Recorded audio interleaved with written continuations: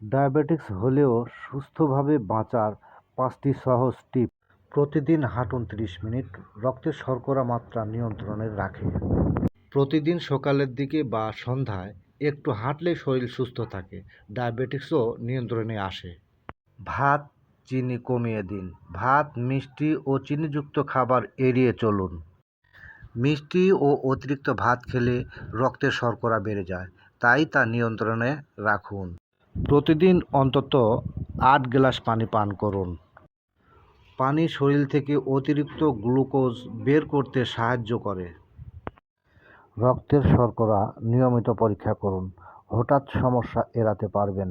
আপনার ডায়াবেটিস কতটা নিয়ন্ত্রণে তা জানা খুবই দরকার। পর্যাপ্ত পরিমাণ ঘুমান। ভালো ঘুম ও মানসিক চাপ মুক্ত জীবন ডায়াবেটিস নিয়ন্ত্রণে সাহায্য করে। রাতে ঘুম না হলেও ডায়াবেটিস বাড়তে পারে, তাই মানসিক চাপ কমান ও বিশ্রাম নিন। ভিডিওটি ভালো লাগলে লাইক, কমেন্ট, শেয়ার করবেন।